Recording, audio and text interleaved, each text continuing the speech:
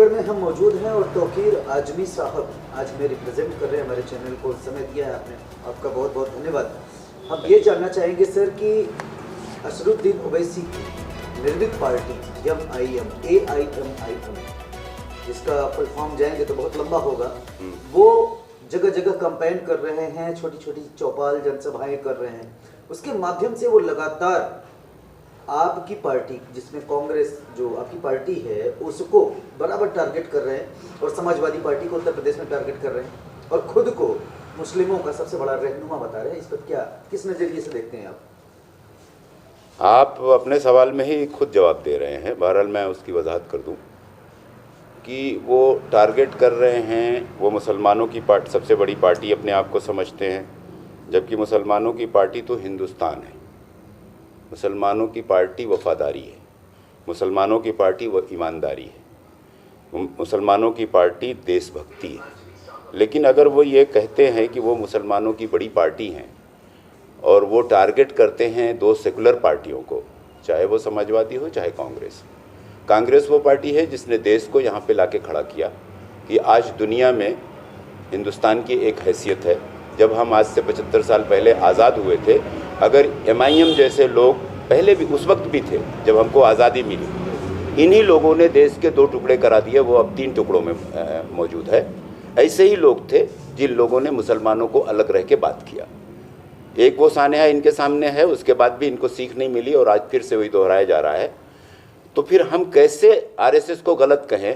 एक सेकुलर पार्टियां RSS को गलत कहती हैं, BJP को गलत कहती हैं, या बहुत सारी इस तरह की पार्टियां हैं, संगठन हैं जो देश को तोड़ने और विभाजित करने का काम कर रही हैं, कोशिश कर रही हैं, उनको हम बुरा कहें या अवैसी साहब की पार्टी MIM को बुरा कहें? इनमें दोनों में फ़र्क क्या है, ये बता दीजिए। भारतीय जनता पार्टी के लिए जब उसका शासन पूरा होने वाला है उत्तर प्रदेश में शासनकाल, और अब सामने चुनाव है जिसकी सुगबुगाहट अभी से लगनी शुरू हो गई है, बहुत सारी पार्टियां तैयारियां बनाने में जुटी हुई हैं, तो ऐसे में सेकुलर पार्टियों को परेशान करने की ये वजह मानी जा रही है, इस पर क्या कहना होगा? देखिए, हर पार्टी को अपना कैंपेन करने का पूरा हक है और पूरे देश में कहीं भी इलेक्शन होता है तो उसको पार्टिसिपेट करने का पूरा राइट है। जितनी भी पार्टियां हैं हिंदुस्तान में, जो सियासी पार्टियां हैं, लेकिन उसमें बहुत सी पार्टियां ऐसी हैं जो जात बिरादरी की राजनीति करती हैं, 2 समुदायों को लड़ा के अपनी दुकान चलाना चाहती हैं, और कुछ लोग ऐसे हैं जो हिंदू मुसलमान सिख ईसाई को आपस में लड़ा के, जो अंग्रेज़ों की औलाद है, जो अंग्रेज़ों ने उनको सिखाया था वो तो चले गए यहाँ से। लेकिन वो होता है ना, एक कोई मिसाल है कि आप चले गए औलाद छोड़ गए, पता नहीं वो एक तरह कोई मिसाल है, मुझे याद नहीं है। तो अंग्रेज़ चले गए, वो अपनी औलाद छोड़ के गए हैं, वो इसी शक्ल में कई शक्लों में आएंगे। आज तक लोगों ने सिर्फ एक फेस देखा है RSS का, BJP का। इस तरह के बहुत सारे चेहरे हैं जो अंदर से काम करते हैं, जब ज़रूरत पड़ती है तो वो बाहर आ जाते हैं और देश में इस तरह की अराजकता फैला के, इस तरह की आपस में लोगों को लड़ा के अपनी दुकान चलाना चाहते हैं। इनको देश से कोई मतलब नहीं। सर, अभी कुछ दिन पहले जो है राहुल गांधी जी ने कहा देश में लोकतंत्र है ही नहीं, इस पर आप क्या कहेंगे? राजीव गांधी ने कहा तो बिल्कुल सही, राहुल गांधी ने कहा तो बिल्कुल सही कहा, सॉरी, राहुल गांधी जी ने अगर कहा है कि देश में लोकतंत्र नहीं है, तो आप लोग पढ़े लिखे लोग हो, इसको आप लोग डिस्क्राइब कर सकते हो कि लोकतंत्र का मतलब क्या होता है? लोकतंत्र का मतलब यही होता है कि हर किसी की आज़ादी। लोकतंत्र का मतलब होता है कि जो हिंदुस्तान का कानून है उसके तहत देश को चलाना, उसके तहत हुकूमत को चलना। जब उसके आधार पे हुकूमत नहीं चल रही है, जब देश के कानून का हर जगह हनन हो रहा है, लोगों की बेवजह हत्याएं हो रही हैं, बेवजह लोगों के ऊपर केसेस बनाए जा रहे हैं, लोगों के ऊपर अत्याचार हो रहा है, जनता के लिए सरकार होती है ना, और सरकार देश चलाती है।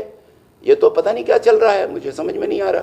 तो राहुल गांधी जी ने तो बहुत आसान से लफ्ज़ों में कह दिया कि लोकतंत्र नहीं है। मैं तो यहाँ कह रहा हूँ कि गुंडा राज है यहाँ पे। वर्तमान समय में आप अपनी निजी राय दीजिएगा कि ब्यूरोक्रेसी क्या अब डेमोक्रेसी पे हावी होती दिख रही है? जो एडमिनिस्ट्रेशन सर्विस के में आने वाले जो नौकरशाह हैं वो फर्जी मुकदमों की झड़ी लगा चुके हैं, जिससे जुडिशियल भी त्राही करने लगा है। बिल्कुल सही बात आप कह रहे हैं। देखिए, आप भी किसी कंपनी से जुड़े हुए हैं, मैं भी एक कंपनी चलाता हूँ, बल्कि कई कंपनियाँ चलाता हूँ, मैं बिज़नेस करता हूँ।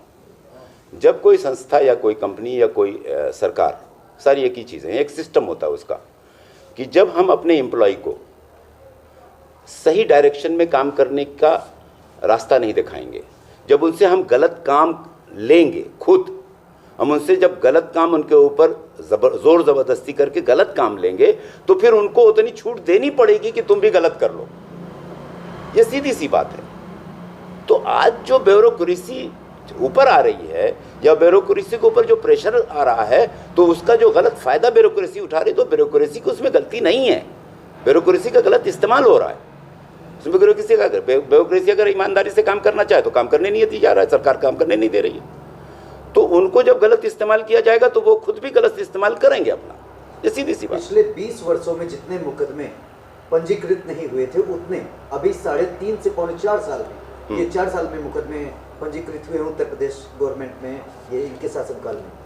कौन किस तरह के मुकदमे, मतलब क्राइम के प्रकार के मुकदमे, क्राइम से रिलेटेड या मेरा तथ्य, हाँ, बाद में वो खारिज भी हो जाते हैं, लेकिन पुलिस अपने रवैये में लगी हुई है, लगातार मुकदमे लिख रही है, वो खारिज हो जाते हैं। भाई मेरे, बाकायदा पुलिस के बड़े अधिकारियों को ये इंस्ट्रक्शन है कि ये केस न लिया जाए और ये केस लिया जाए। जिसकी ज़रूरत है कि आज लेना ज़रूरी है, उस केस को न लेने के लिए डायरेक्शन है, और जो केस लेने चाहिए, ठीक, जो नहीं लेने चाहिए उस तरह के केसेस बनाए जा रहे हैं। मेरे ही एक रिश्तेदार भरेटी में अभी एक मामला हो गया था, उन लोगों का कोई लेना देना नहीं था, 6 महीना जेल में रह के आया है, कोर्ट ने डांटा है। उस मामले में कवर किया था भाई, वो समाजवादी का नेता है, इसलिए हाँ, नसीमुद्दीन सिद्दीकी भी गए थे, हमारी पार्टी के बहुत सारे लोग वहाँ गए थे। तो वो समाजवादी का नेता है, लेकिन एक हिंदुस्तानी भी तो है। अगर किसी हिंदुस्तानी के ऊपर अत्याचार हो रहा है, चाहे वो समाजवादी को, चाहे किसी भी पार्टी को, इवन कि बीजेपी के किसी लीडर, किसी नेता के या कार्यकर्ता के साथ अगर अन्याय हो रहा है, तो हम उसके लिए भी खड़े होंगे, क्योंकि भाई वो हिंदुस्तानी भी तो है। तो वहाँ क्या हुआ था, NSA लगा दिया गया था। क्यों कोर्ट ने 6 महीने बाद यूपी गवर्नमेंट को बाकायदा डांटा है और उनको सही डायरेक्शन में काम करने की उनको डायरेक्शन दिया है। बार बार जो है भारतीय जनता पार्टी आरोप लगा रही है कि जो बंटवारा हुआ था उसके जिम्मेदार कांग्रेस है। अगर कांग्रेस पंडित जवाहरलाल नेहरू PM ना बना करके सरदार वल्लभ भाई पटेल को बनाती तो बंटवारा नहीं होता। इस पर आप क्या कहेंगे? अच्छा, एक बात मुझे ये बता दीजिए कि पंडित जवाहरलाल नेहरू कांग्रेसी थे या भाजपाई थे? कांग्रेसी थे ना, या किसी और पार्टी से थे, या मुस्लिम मजलिस के नेता थे? कांग्रेसी थे ना वो कांग्रेसी थे। गांधी जी कांग्रेसी थे, डॉक्टर मौलाना अबुल कलाम आज़ाद कांग्रेसी थे, और पटेल जी भी कांग्रेसी थे। ठीक है, इस तरह के सारे जो बड़े नेता हैं, डॉक्टर भीमराव अंबेडकर भी कांग्रेसी थे। कल को एक दूसरा सवाल खड़ा हो जाएगा कि डॉक्टर भीमराव अंबेडकर को क्यों नहीं प्राइम मिनिस्टर बनाया गया। उस वक्त के जो हालात थे, जो ज़रूरत थी, उसके तहत पंडित जी को प्राइम मिनिस्टर बनाया गया, और सारे लोगों की सर्वसम्मति से बनाया गया। कोई झगड़ा नहीं हुआ था कि पंडित जी को अगर पंडित जवाहरलाल नेहरू जी को अगर प्राइम मिनिस्टर बनाया गया तो पटेल जी ने पार्टी छोड़ दी। अभी आपने कहा सर कि हमारे एक रिश्तेदार के ऊपर बिला वजह NSA लगाया गया, जिस घटना में उनका कोई सरोकार नहीं था। मैं ये जानना चाहता हूं कि बार बार कोर्ट फटकारती है यूपी सरकार को, लेकिन क्या यूपी सरकार हर 3 महीने पे एक फटकार सुनने को तैयार होती है? इसके आगे कोर्ट उनका कुछ नहीं करती। असल में देखिए, हुकूमतों के सामने जुडिशरी, आप जानते हो, आज बहुत बड़ी पोजीशन नहीं रह गई। आज जिस तरह से इस्तेमाल हो रहा है, हालांकि जुडिशरी का जो पावर है, अगर सही मानों में वो इस्तेमाल कर दे तो हुकूमतों की कोई हैसियत नहीं है उसके सामने। लेकिन कुछ सिस्टम होता है, वो सिस्टम के दायरे में रह के उनको बार बार चिताते हैं कि आप गलत जा रहे हैं। जो उनकी जिम्मेदारी है, जुडिशरी की जो जिम्मेदारी है वो कर रही है।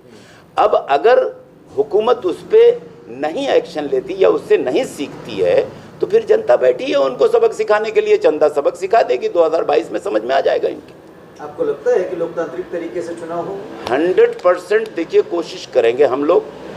देश को 75 साल हो गया है आज़ाद हुए, इसमें बहुत बार इस तरह के हालात पैदा किए गए कि देश को बहुत बुरे हालात से गुजरना पड़ा। लेकिन ऐसा नहीं है कि इतना बड़ा देश, दुनिया की सबसे बड़ी जमहूरियत इतनी कमज़ोर हो जाएगी कि कुछ तथ्य इस तरह के देश को कमज़ोर कर लेंगे। ये वक्ती है, चल गया, एक बार जीत गए, दूसरी बार जीत गए, लेकिन ऐसा नहीं हो सकता, क्योंकि चीज़ें सुधारी जा रही हैं, ठीक हो जाएगा। जनता की भी समझ में आ रहा है कि क्या हुआ उसके साथ। तो ठीक हो जाएगा। ओम प्रकाश, एक आखिरी क्वेश्चन रहेगा। ओम प्रकाश राजभर, असरुद्दीन ओवैसी और कहीं न कहीं सुनसुनाहट लग रही है कि शिवपाल सिंह यादव भी मिलकर, और आम आदमी पार्टी को भी इनवाइट किया गया है, तो गलत मोर्चे का गठन करेंगे। ये कैसा ये देखिए, उनका अपना मामला है। पार्टियां गठबंधन करती हैं और जिसको जो सूट करता है वो करता है। इससे हमको कोई इस पर टिप्पणी करने की जरूरत नहीं। हम इतना जानते हैं कि कांग्रेस कि अभी तक की जो हमारी नॉलेज है, आगे हो सकता है हमारे लोग भी कोई फैसले पे आ जाए, अभी तक हमको जो लगता है, जो हमने सुना है अपने पार्टी के इकाई से, हमने जो पार्टी के बड़े लीडरों से सुना है, हमारे पास जो डायरेक्शन है कि कांग्रेस किसी से कोई गठबंधन नहीं करेगी। अभी तक हमने यही सुना है और हमारी मीटिंगों में यही बातें आती रही हैं। आगे हम नहीं कह सकते क्योंकि ये चीज़ें स्थिति परिस्थितियों के हिसाब से, हालात के हिसाब से चीज़ें बदलती रहती हैं। आज ही मुझे किसी ने कहा कि बहुजन समाज पार्टी भी गठबंधन करने जा रही है MIM से, किसी ने कहा। तो मैंने कहा, क्योंकि बिहार में उनका गठबंधन हुआ था, मैंने कहा बिहार में जैसे अवैसी थे वैसे ही बहुजन समाज पार्टी थी, लेकिन उत्तर प्रदेश में परिस्थिति दूसरी है। और मैं जानता हूं, मैं बहुजन समाज पार्टी में रह चुका हूं, मैं मायावती जी को भी जानता हूं। वो यहाँ पे अगर अवैसी साहब कहेंगे कि खाली मेरा समर्थन ले लो, मैं आपको समर्थन कर रहा हूँ, मुझे एक भी सीट नहीं चाहिए, तब भी वो नहीं देगी।